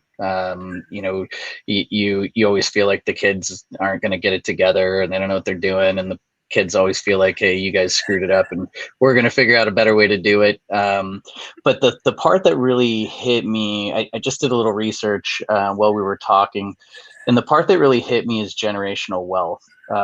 And the gap between, baby boomers and millennials, wealth per person is over tenfold difference. And to your point, Jovan, when you were talking about like all the rich people are going to own houses and rent them, my first thought was, well, all the houses and stuff that's already rented are owned by rich people. So is it going to be any different? Because like everything that's rented is owned by a rich person. But I wonder, there are a lot of people, and it's piqued my interest, that feel like we're in the end stages of capitalism. And that's an interesting idea for America. but it could be true. And I value your perspective on that, because it's such an uphill battle. You're right, James, they have the internet, but how do you make a living? It's easy to play games and distract yourself, but making a living on the internet and building wealth is, it's like a 2-3% of the population does that. Everyone else is a consumer of the internet, right? So it's an interesting question. I don't know that I have any answers. Well, I don't have a solution, but I can tell you that most of us, we're over capitalism. We're over it. But taking it down, or taking steps to take it down, it's rough. It's an uphill battle. I don't have the answers to it. I can just tell you how I feel, which is gives you a helpless feeling. It's not a good feeling, to be honest. But that's a really good point. Generational wealth is actually a really big topic and subject on my side of TikTok and Twitter. Political TikTok and Twitter, we're always talking about it, and I find it really interesting. You're definitely right about that. I actually thought it was funny because most of the wealth, I think there's 2% of the billionaires I'm not sure, but I think it's 2% of them are millennials, and one of those percent of the 2% is Steve Jobs. Built Facebook. Zuckerberg, yeah. I was like, that man is a whole percentage. I know, right? But it's a huge subject. We always talk about it. Natalie, Chris. Yeah. I thought, did you want to interject there? No, that's fine. Go ahead. What's your thoughts on the possible a different system than the one we have, other than capitalism? Do you think that even though the millennials Generation Z is working toward that, do you think that there's so much resistance up the line that we're kind of stuck in the same rut that we were before? In other words, slow progress, but fast-moving technology. Yeah, I think so. I think I'm kind of entrenched in the capitalist mode. It seems to work very well. If you talk about Zuckerberg, he is essentially a capitalist, isn't he? He's selling a product that people are buying, and he's controlling the means of production. He just happens to be a younger version of the robber barons of the 19th century, so on and so forth. But that is what he's doing, and that's I'm looking at it and saying the capitalist system is what made America what it was. And without it, where do we go? What is the replacement for a capitalist system that will still make us great, strong, prosperous? You cannot deny that capitalism has given us a certain level, some people, certain level of prosperity. There's always going to be economic differences in any population. What do we replace it with that will continue to keep us a going company or going concern, going country? Yeah, especially Chris, because capitalism is powerful because of the profit motive, right? It's the profit motive, the desire to make profit, that makes people start businesses, go out, take risks, create new products, do all this stuff. And if the generation that precedes us is not interested in profit, then I don't know how or feels like there's no profit to be made because the profit is already taken. I don't know if capitalism will be as powerful, but I think the natural answer is socialism, right? Which we have some socialist characteristics in our country, right? We're not totally free market. We have a military, we have a government that provides streets, we have social security. So I think tax reform is a huge piece of it. I think if we had comprehensive tax reform, we would have less distribution of wealth that's uneven, less of Bill Gates and all these guys, the Amazon guy Jeff Bezos paying no taxes, and he's worth more than a country. Let's start there. That seems like a good place. We've been advocating for that for years, and that's one of those things that's not going to be easy to fix because you've got the powers that be that are holding on, and they're not going to let go. Yeah, the rich people make the rules, right? And that's the problem. But gosh, Not only rich, I think power. You can be rich and have no power, but if you have, you can be powerful and not necessarily rich. I'm looking at governmental institutions where they're making the laws. right. Javon, the most important tool that we have, at least in my opinion, is the right to vote.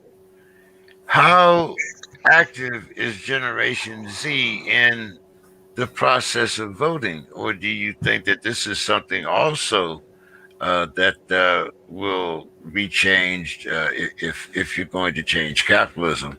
How are you going to elect your leaders? So this is actually a cool subject because Gen Z did not show up at all to the 2016 election. The numbers were so small. But with the internet and with Donald Trump causing a ruckus and Gen Z not liking him, we had a huge showing in 2020. And I think it's only going to continue because it's glorified on social media. All of our influencers are telling the kids to go vote.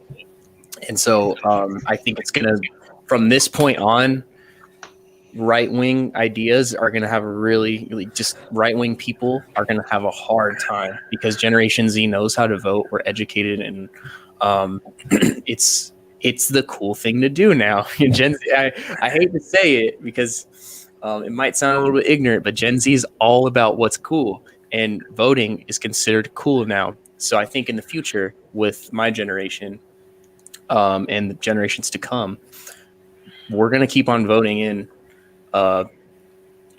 left leaders and such. And it's just going to continue to go in that direction. If I had to say anything, at least with our generation, I think it was something like 80% of the Gen Z voters voted for Joe Biden. It's pretty crazy to think about. But just blue in general, I think that's the way that we're going to continue to vote in general as Gen Zers. They would have voted for Bernie if they could have. Oh yeah, no, we definitely. Now, once again, we talk about your generation, and it seems that Bernie has a lot of influence, but Bernie too is an old man. Mm-hmm. So, I mean, who is there? Okay, we call Joe Biden old. I thought he was old for the job. I think Bernie is even older. But is it wise to put someone as old as Bernie in charge for your generation? I mean, is it all about the ideals? And I mean, would he actually be the one, that would be around to actually lead your ideals?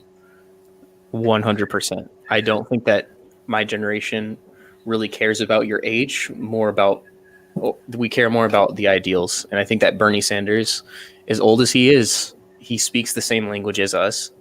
He knows what it's like to be a struggling citizen in an extremely corrupt capitalist society that we live in. And it doesn't really matter how old he is. We're always going to vote for the people that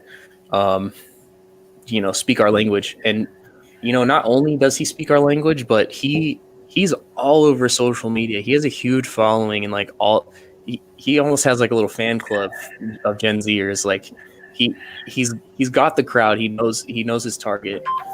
But it's unfortunate because as much as I gassed up Gen Z and talked about how much we voted in the 2020 election, we did not vote in the primaries. And that's exactly why he did not beat Joe Biden. And that's definitely something we got to work on. And we lost a lot of seats in the House as far as right and left. We could definitely do better on that as far as Gen Z goes. Or in my no opinion based, like just statistic wise, we just did not vote a lot in that area. So we definitely have a lot to go. But back to the original question, we don't care how old he is. Like he speaks our language. And we're always going to vote for the person who he has young ideas. He has young ideas, right? 100%, yeah.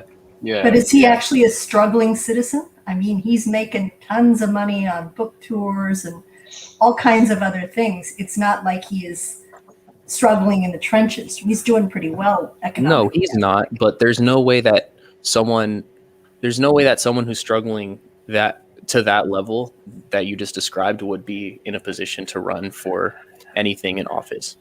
But he speaks for struggling people, and he everything that he says doesn't really have anything to do or benefit. There's no benefit from any of his ideas for rich people or people that are already doing well. So you're 100% right. There's no such thing as a politician who is just like living in a box on the side of the road, speaking for the people from that perspective. He's definitely making money on certain things, but I think he has good intentions at this point. I don't think, if I had to say one politician, one or two were not corrupt, it would definitely be him and AOC. But that's just, I'm not there. I don't know for sure, but. We've had a very interesting conversation, and I'd like to get the final thoughts from everyone. Chris, I want to start with you. Your final thoughts on this evening's conversation, and any social media you might want to tell people about, or anything in general. Just we enjoyed having you, and I hope to have you back on another very controversial topic. Thank you. I think this was a very instructive and educational evening, and I enjoyed listening to everybody's perspective and the way they presented their points of view and their arguments. It gives me something to think about, because I went into this thinking one way, and it opened my eyes, and it made me a little bit more willing to kind of explore some of those ideas in detail. So thank all of you for giving me that perspective. I really enjoyed this evening. Thank you so much, Chris. Look forward to having you back. Mom, we've had quite a bit of input from Javon. I'm sure you're a very proud mother, and as you said a couple of times, you are that mama grizzly bear. So why don't you give us your final thoughts for this evening? Thank you. Yes, definitely proud of my kids. I guess you can't deny that I am very proud of my kids. But I always say that you can't make change without speaking up. Change doesn't happen without speaking up. And what I really like about your podcast, James, is not a sound bite. And that's, I think, what we get bombarded with sound bites here, sound bites there. And what we really need is dialogue like this from multi-generational and just different areas of life to share. That's what we lack. And I really, really emphasize this to my kids, to not be afraid to have these conversations with people that are different. And I just want to thank you for that opportunity. Well, thank you, and it was very great experience talking to both your daughter and your son. So I appreciate their time also. So thank you very much, and I will definitely be in touch with you. You're out here in California, so don't have to worry about any different time schedules, nothing like that. So I look forward to talking to you again. Yeah, anytime. Dr. Mike, we always, you've given me some very interesting thoughts about the way that you teach your students. And it seems like you are very much ahead of the curve.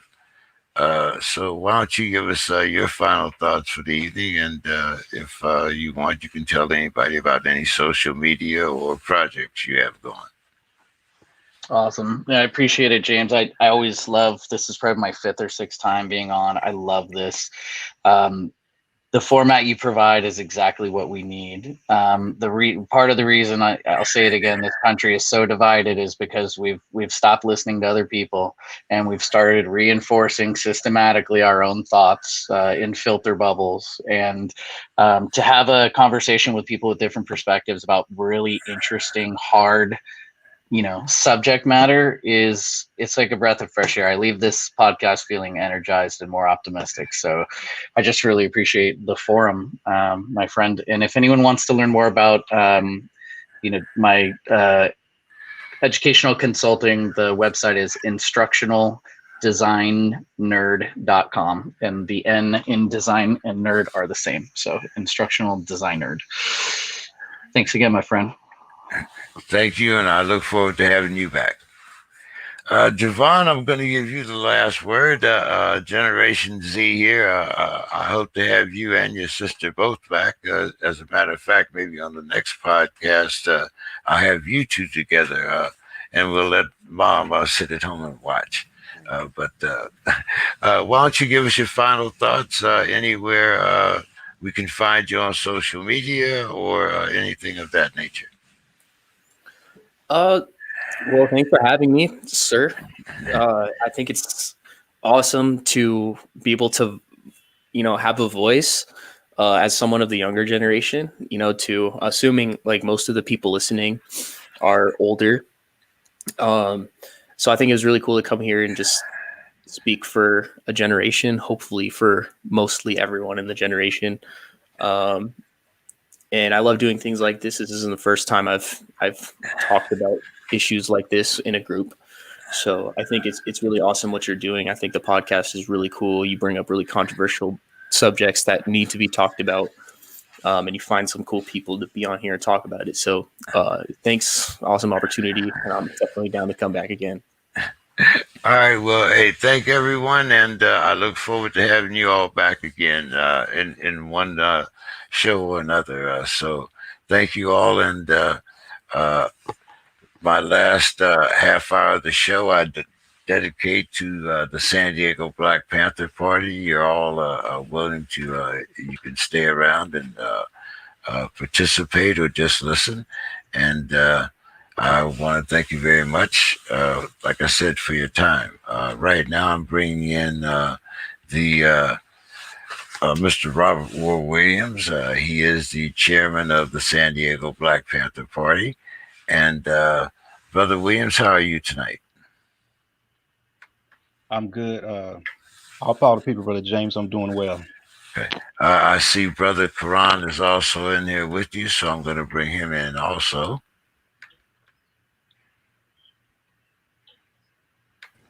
Brother Karan, are you there? Yes, sir. Can you hear me? Yes, I can. Yes, I can. So you and Brother Williams are here. I don't know how much you heard of our conversation, Brother Williams, but once again, we were talking about critical race theory versus culturally responsive teaching. And one of the points that I brought up was, how can you teach the emancipation of slavery without teaching culturally responsibly?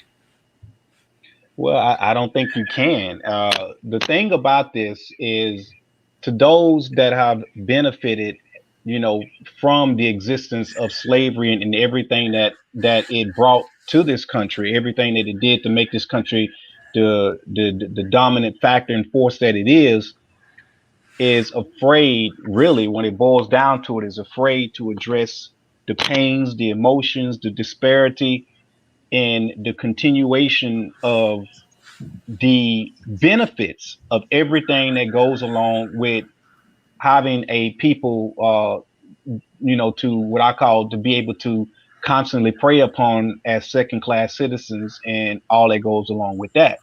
So one of the biggest aspects of that I believe creates the level of uncomfortableness with the current society is the fact that the mentality that, well, if we don't want the shoe to be on the other foot. So I think the biggest concern to me really is the fact that if you look at all the damage that has been done to us as a people, they have to ask themselves, well, why wouldn't we want to retaliate? And I think just opening up the door and exposing a lot the overall population to the deadness of of the struggle, the deadness of the disparity, the deadness of the injustice is kind of like, in their opinion, open up the can of worms and not allowing uh, this country to just forgive and forget. And I believe that's really the angle, the counter argument to that is that, okay, well, it's not that way anymore, because they don't look at the underlying systemic and systematic aspects that still hold to this day, that are ingrained in a lot of the business decisions, that are ingrained in what we see with how we're approached and how we're looked upon. And so it's just scary to them. I think it's just scary to the other side to be that open and exposed about what's going on, as well as when you look at the country in terms of what it has paid out and what it has done.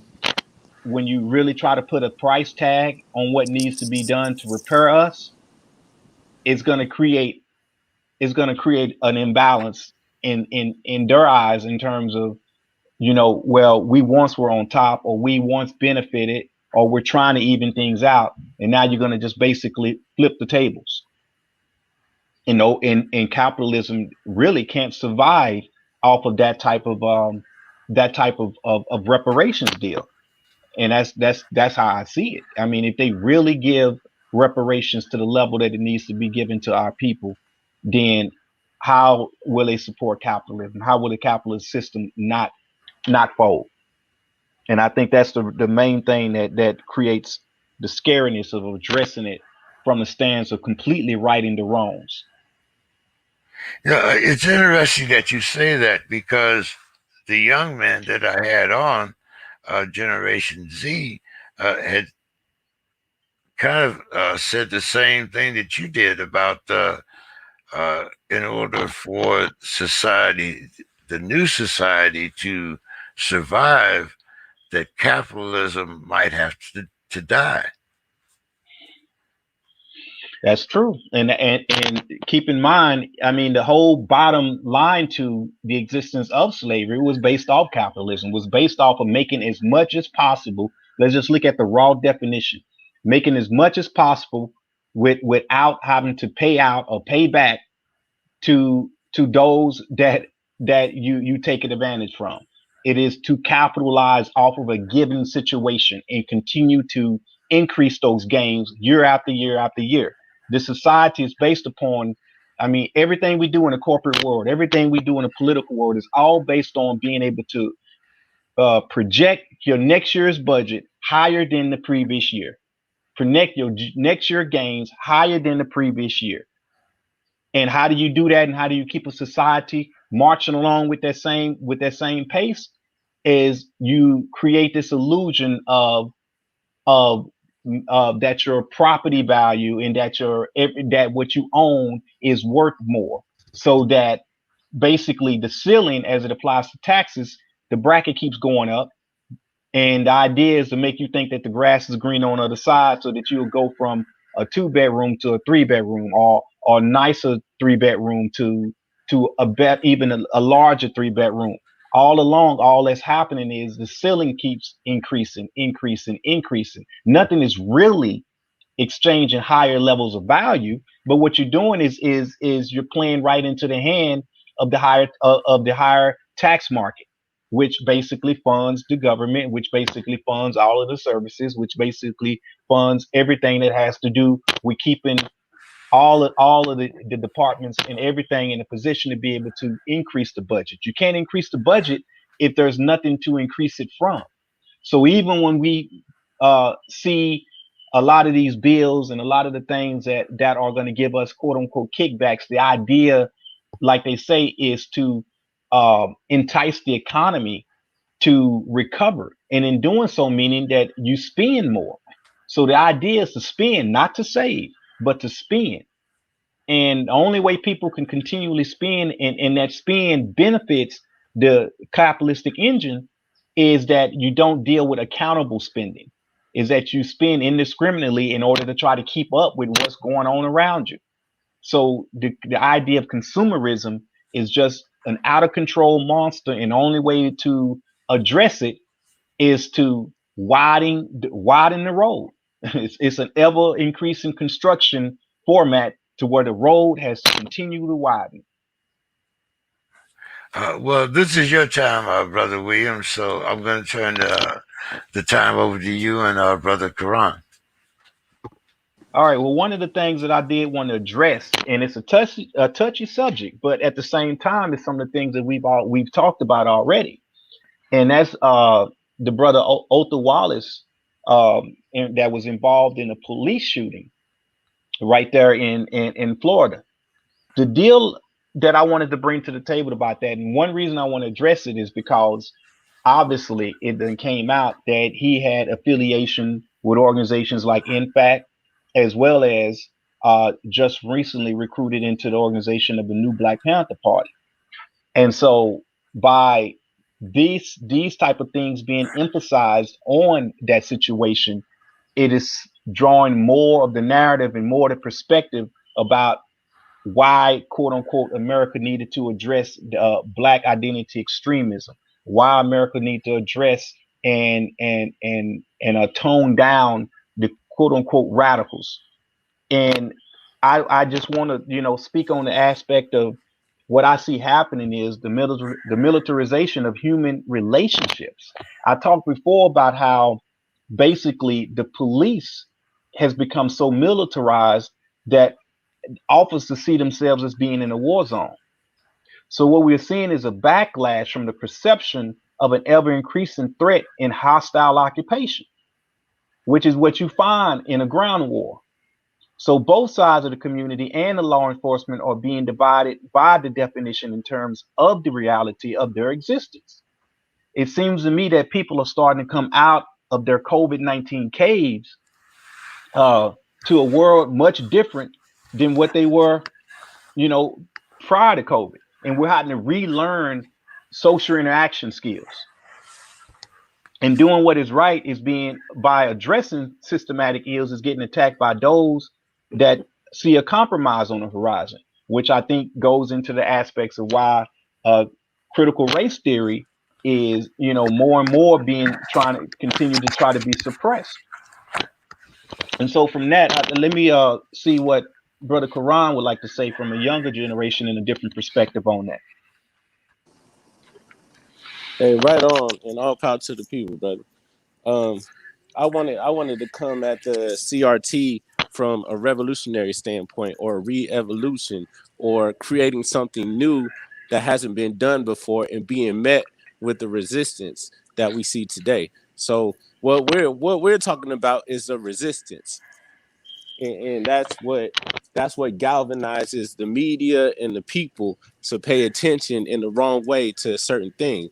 So what we're dealing with now is something that should have already been there. The critical race theory is more or less a textbook definition of the way that the reality that these kids live in and their families, and that we've been living in the whole time, and what's understood to a certain extent, but isn't necessarily pushed, in the school system. And so from that standpoint, I feel like that's the resistance that we've been met with over time and again, to anything that's revolutionary or good for a people that's living in ground warfare. Because to even come at this standpoint or come at this this debate, you have to first acknowledge that we are at a war. We are in a war. And that's what is understood, through the political education in the party. So, when we get into that, we get into strategy and tactics. And so having an understanding of the situation entirety, it brings more clarity and objectivity to the situation. Brother Williams, I want to kind of interject something here, because I think that a lot of people have the wrong concept of critical race theory. The first time that I ran across critical race theory, I was locked up. I was actually doing my fourth bid, and they were just getting ready to pass the three-strike law. Now, critical race theory came in because of the injustice of the sentencing between black and white defendants.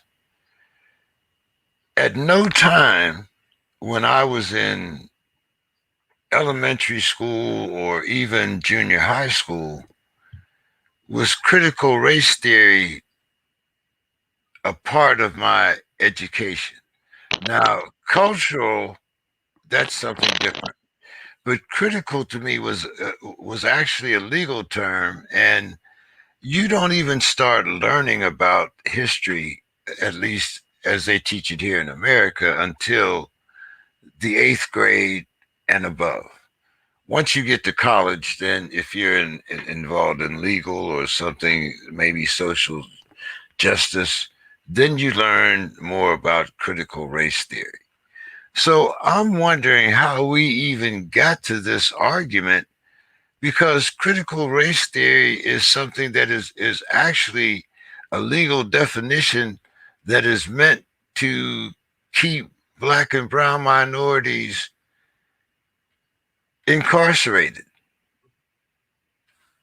Your thoughts on that? Well, one of the things I would say in regards to that is that the idea of critical race theory and the subject matter itself, like kind of like you said, started in the law schools. And so that's why you didn't, the term critical in theory came into place from that standpoint. And so when you're dealing with a situation, just like how you said, you were incarcerated and you heard about it through the prison system. From that standpoint, it's because obviously attorneys, judges, people that are involved in the quote unquote justice or injustice systems are the ones that are making, these discussions and having these discussions and creating these patterns to begin with. And so from that standpoint, it just started gaining a little bit of exposure to to the general population as a result of that. But it was never really meant to be, to my knowledge, never really meant to be something that was intended to go mainstream. um, it was more or less something that was looked upon from a statistical standpoint as it applies to the disparities that were going on and some of the injustices or justifications, should I say, for some of the things that were happening. And so that's the whole point behind critically looking at race and then the theory of whether or not that is a situation. And so the argument from that standpoint pose whether white privilege or white privilege is the reason, and the different aspects of how can you identify whether something is systemic, or how can you identify whether race is being used to create what's referred to as in terms of power as prejudice plus power, in terms of being a racist, because we often exchange bigotry with racism. And so critical race theory kind of went into more or less the definition of that aspect of power in terms of racism, which is how you get into the idea of going into the system or the systematic approach and the systemic underlying girth of how things have operated within this country. And so the law students and the practitioners are the ones that really emphasized and brought about the arguments and the counter arguments.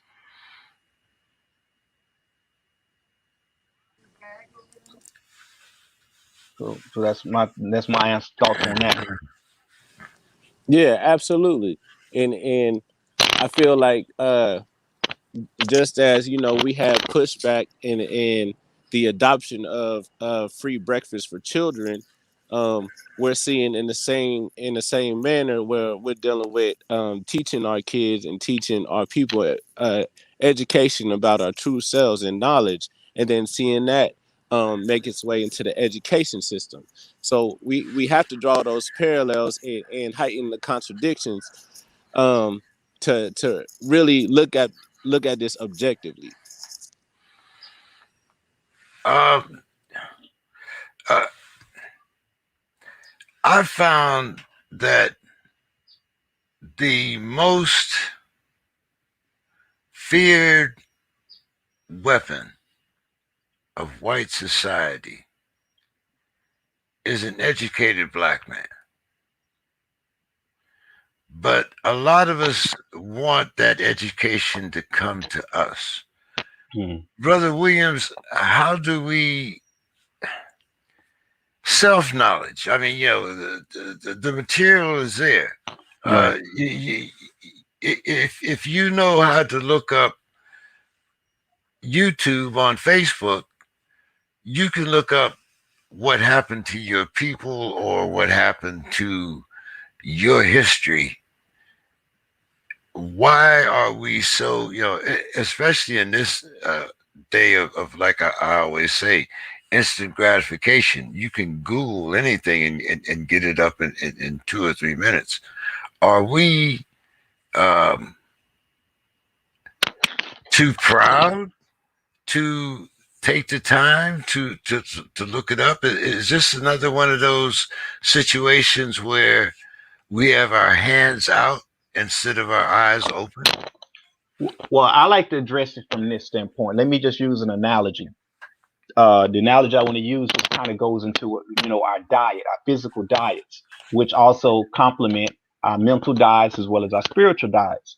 And so the thing is when you're bombarded with a fast food diet, one that has to do with what gaining access to something as quick as possible, getting an answer, and then that answer going into an algorithm that takes you down another rabbit hole that takes you further away from actually being self-determined and actually being and taking you away from the position of research, real research, which is cracking open books, which is subject indexing, which is looking at sources of how someone came to this conclusion. Is actually cracking open things and just getting down to it.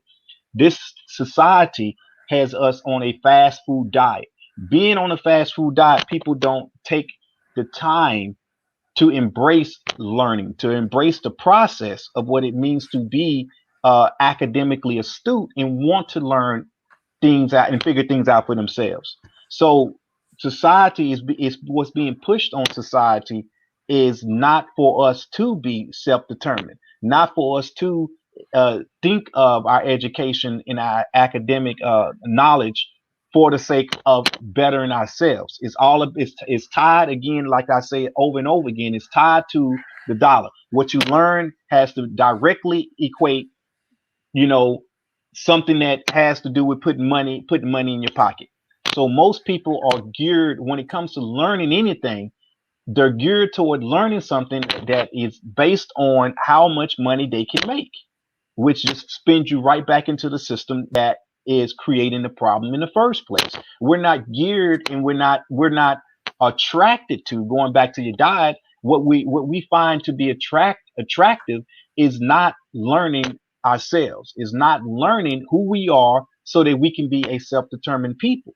And again, when you have just say advertisements, going back to the example of fast food, when you're constantly bombarded with all of these different things that would give you quick answers and a quick meal and a quick thought on something, then people take that up as a means of learning, not realizing that what's happening is you're actually using less of your brain power, which causes you to be less of a critical thinker, which causes you to be less of someone who's willing to take the time to really learn what is going on.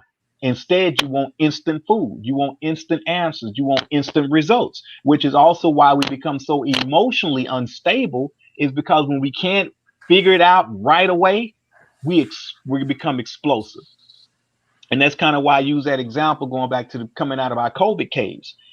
Society has just forgotten how to deal with one another from a progressive standpoint. And all of this stuff just aids in further aspects of disunification and making us less capable of coming together collectively to do anything, because we operate so much from the standpoint of individuals. So I feel like it goes back when I talk about the diet, it goes back to what we are attracted to. What we're attracted to goes into what we're constantly being bombarded with. And we're constantly being bombarded with things that are drama related, things that take us away from, true self, true identity, true knowledge, and just puts us up in positions of exploitation, positions of, you know, um, what is it? Just entertainment in general. So by doing that, it just numbs the brain, it numbs the mind to being able to see reality for what it is, because you find a way of coping with the situation versus actually solving the situation. And the more a society does that, the more a generation does that, and then the next generation emulates what they saw before them, the less people we have in society that are willing and capable and able to take the time to truly learn and dig down and deal with this from the long haul. And so Absolutely. they're not attracted to that. Go ahead, Yeah. brother Karan. And I wanted to expand on that because in talking about the fast food diet, or even the realm of the conversation we're having right now, we must talk about the politicization of critical race theory, as much as we talk about the politicization of crime, or the politicization of whatever it is. So we understand that the politics of it, you know, has a big impart to do with it now, so more than ever, because we have an entire country who's exposed to quote unquote politics, or the politicization of America, as it draws into polarity. So we have more people drawn into the idea of the politics, and so what we have is another fast food meal where you're being force fed left to right, or this or that, and we're talking about the politicization of theory, right? Essentially. So instead of getting down into the actual learning process, we're drawn into more polarities of this or that, or left or right, or this isn't how it's supposed to be done, that's how it's supposed to be done. And where we stand is that we must provide an education. And so when you bring it back, to Uncle Sam, it's not us providing the education anymore, even though we do have educators and filling these roles, and that's the duty. But when it comes down to curriculum, okay, so we had this debate, we had this yes and no. So where's the middle ground? As far as I'm concerned, there is no middle ground.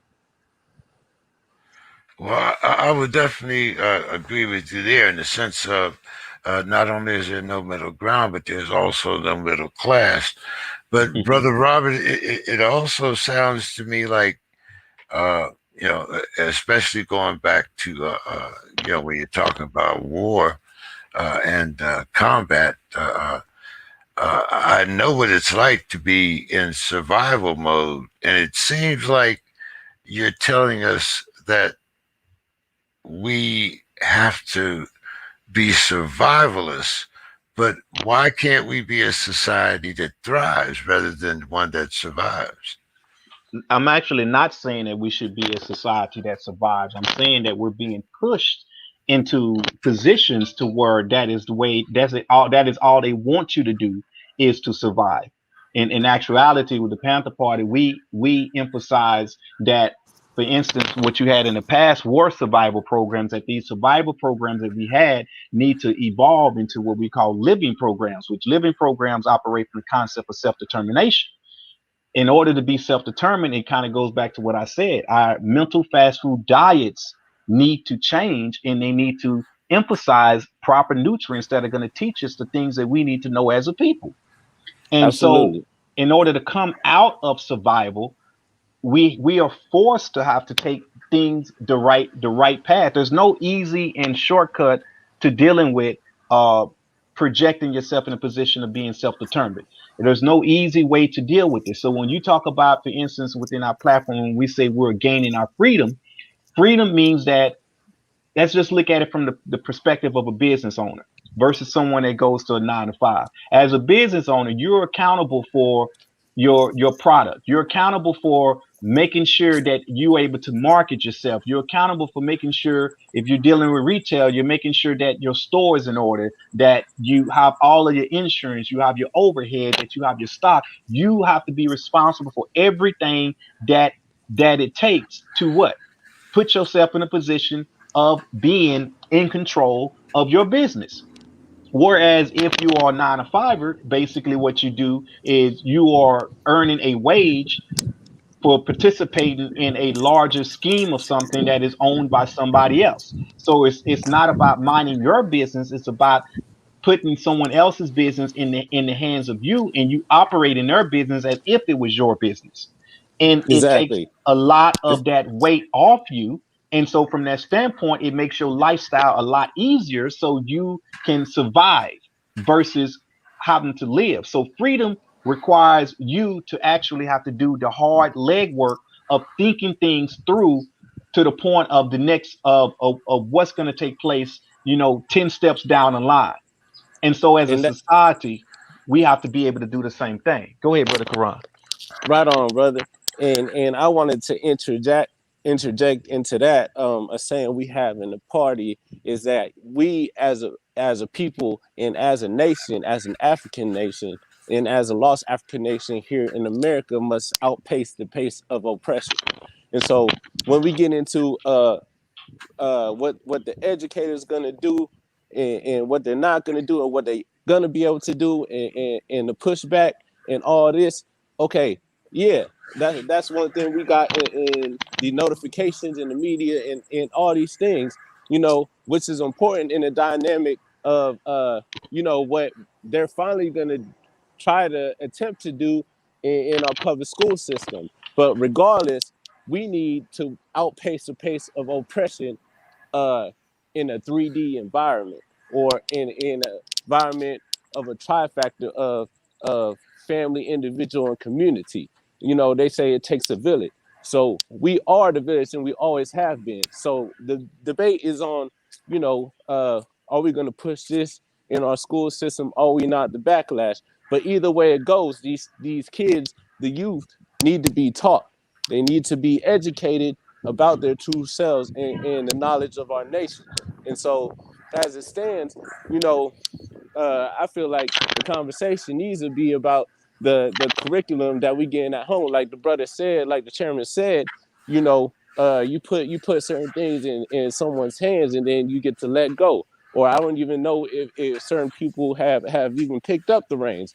But either way it goes, the brunt of all of this really comes back to us. It's just a politicization of who's going to do what. But at the end of the day, we need to educate. We need to raise leaders with the initiative to have the ability to educate the people. In order to educate the people, you have to have the trust of the people. Where are we with that, Brother Williams? In as far as attracting new and younger blood to the organization? Well, I see that's kind of why I even started with the discussion of talking about Otha Wallace, because again, when you're dealing with the fight that we have against the quote unquote black identity extremism or the quote unquote stereotyping us in a certain caliber, what you find is a situation to where the community is fed this perception that it alienates us from the community. So we're always having to fight or fight to push ourselves or to show ourselves to actually be necessary in the community. But see, this goes back to the idea of why you have to have the survival programs, as well as the idea of why the programs got snatched from the party back in the day in the first place. The government took over these things in order to keep us as a codependent society. Because if we are, as a people, operating from a position of doing whatever it takes for us to make it, then we don't look to them. And if we don't look to them, then we hold ourselves accountable. And if we hold ourselves accountable, then there's certain things that inherently will be you will feel obligated to do. One of those things is to build a unity. One of those things would be to circulate the dollar within your community. So from that standpoint, the idea of even us practicing black nationalism would be something that's the norm for us. And it's no different than what all cultures, intact cultures do. They practice nationalism. They practice circulating the dollar and empowering their communities, and then they branch out. But when we attempt to do it, then is tried to be viewed upon as us being extremists, or viewed upon as us trying to isolate ourselves from others. See, we get shamed for trying to grow up. We get shamed from trying to not sip on the nipple anymore. And so that's part of the problem. That's part of the tactic that they use against us, that we have to be aware of. So I will go Absolutely. back to say, go ahead, brother, talk on it. It's a divide and rule, you know. So once you get enough of us on a certain train, and then we get involved in the polarities, then it's, you know, this way versus that way, or revolution versus reform. Nah, what we need to do is get in where we fit in. There's people that's trying to make differences right now every day, and that's the side of it. But the thing is collectivism. That's a common theme. That's the undertone under all this. And like the brother was saying, when we get together and we organize, it's met with resistance, no matter what it is. So, you know, right now we're talking about education, but we've been talking about this. And it's not even necessarily that we haven't been here before. You know, if you want to talk about Black Wall Street, or you want to talk about historically coming together, or you want to talk about nationalism, you know, we want to talk about Nation of Islam or the party or whatever name you want to put on it. It's an understanding of what needs to get done, and how we're getting there. And so when we're talking about this right here, and nationalism, or separatism, or segregation, or whatever it is, the idea or what needs to happen has not changed, and it won't change. And so how we look at the mass incarceration, or politicization of crime, or politicization of critical race theory, or politicization of whatever it may be, systemic and systematic, we must rise above whatever dynamic, and we must rise above taking what we get, because that's what has allowed things to put us in the back seat for so long, when it comes to hate crime, when it comes to whatever it may be, education. It's that, you know, y'all get y'all medals, y'all get y'all point in time, and then, you know, be cool with second place a little bit longer, because we had y'all back on the back burner the entire time. And so once we stand up each you know, few decades or so, whatever culminates, whatever happens, it's this common theme. And so when you have certain people trying to get things done in their lifetime, then you're going to be met with a higher degree of resistance. Brother Williams, I got to kind of jump in here, because being my age, I've heard that so long, get in where you fit in, you know, and I think that especially my generation, you know, we kind of went along with that, you know, get in where you fit in, and you know, like surviving off the crumbs that fall from the table. Well, it's kind of like I was talking about Juneteenth with that play, the Chitlins. You know, you're not giving me anything. You know, I mean, and basically, you know, I guess that's maybe why I spent much of my time incarcerated, because if you didn't, you know, I didn't fit in, I kicked the door in. Damn that, you know, I mean, you know, I'm not going to wait for you to feed me. It doesn't make sense. Yeah, what I would say Absolutely. for that, let me jump in, and I'll let you go, Karan. The thing about that is, what we're saying in regards to that is actually not to fall for debate of the crumbs, but that we need to accept the fact that in order to have the whole loaf, that we have to be willing to bake the loaf. And so our people need to get used to the fact that, or embrace or adopt the diet, the righteous diet of a person that is willing to hold themselves accountable, dig in, and be ready and embrace the work that goes along with being a free people. A free people, a self-determined people will have to be the ones that develop solutions. We can't simply have our hand out and ask for a way to be made. Like you said, we have to be willing to make that way. But that is something that the people have to be attracted to. So that goes back to changing the dynamic and even, fighting that battle of getting recapturing the minds and the hearts of our people to the reference points of society to where we have a stake in it. And I'll let Brother Quran continue from there. Yeah, and I just wanted to add on all to that is that the undertone of everything, or the collectiveness, it just there's no difference whether we're talking about this or that, today or tomorrow. We have to stop falling into the trap, as the chairman said, and really think about things, from a collective or a nation or a national standpoint. And so, once we get into that, the what's not going to help is pointing the finger back at ourselves, or debating, what we're doing or what we're not doing, and what we need to do is just get to the green light and go. And so, even going back into the situation with the brother in Florida, it's the rabbit hole effect, or the idea of, what should be happening versus what is happening, and taking matters into your own hands. So the only way to really get through that is to provide an education for ourselves and define ourselves as a Black nation.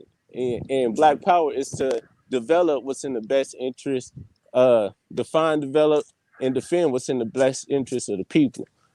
And so, as we get into that, it's okay. We have to get to the definition part of who we are as a nation, and a big part of that, as talking from a youth standpoint, is taking back the culture from whatever is being dialed down or watered down, or whatever it is that we got all these peoples, all these record execs that's pushing poison on whatever it is, because all they have to do is sell us our own struggle, and that's what we can get into that, even with the education part of it, is the commodification of struggle, and that's when we get into living versus surviving. So we need to stop with the wants and start with the we are getting and we are gainings.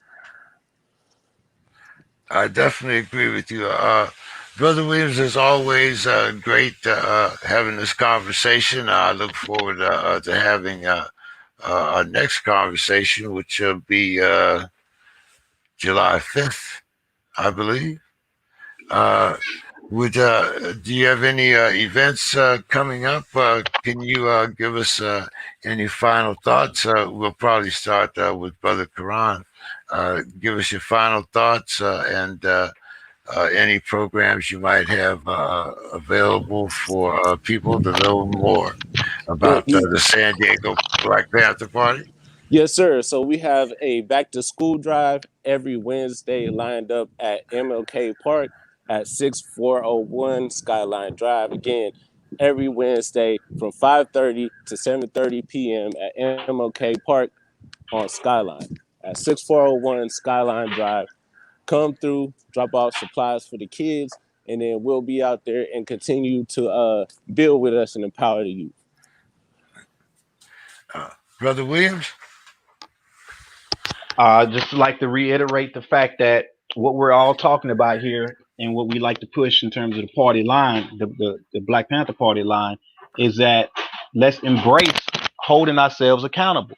let's embrace the fact that the journey itself is our destiny. The journey toward liberation, the journey toward us seeing things, making this world a better place, because we're approaching it from the standpoint of a humanitarian. This is bigger than civil rights. Let's not get stuck in Yeah, that's these what I wanted to positions that say. they put us. Yeah, that's what I wanted to talk about, brother. Not to interrupt you, but I wanted to talk about solutions versus problems versus symptoms, right? So when we talk about these things, we talk about police brutality, we talk about CRT, we're talking about symptoms or symptoms of a bigger problem. So civil rights being a symptom of human rights violation. So like the chairman was saying, we had to approach this from a worldview, Brother Malcolm understood. And that's what we need to understand. We need to approach this from a worldview as humans, but sometimes we must, for the sake of damage control, tackle the symptoms of the problem first. But we cannot lose sight of the actual problem. And with that being said, brother James, that's all we have. All power to the people. All right, brother. I will see you this time next week. Be safe. Yes, sir. Thank you, sir. As far as our audience, we hope you enjoyed the program today. We tried to embrace conversation and present different points of view. Thank you so much to the Flute family, and I look forward to talking to you again next Monday, right here on To the Political Consciousness of West Coast Steeler Fan. If you're on Facebook, you can catch us on To An Imperfect Union. You can also catch me on my Facebook page at James E. King III. And don't forget to like and subscribe our YouTube channel. Thank you very much. See you next week.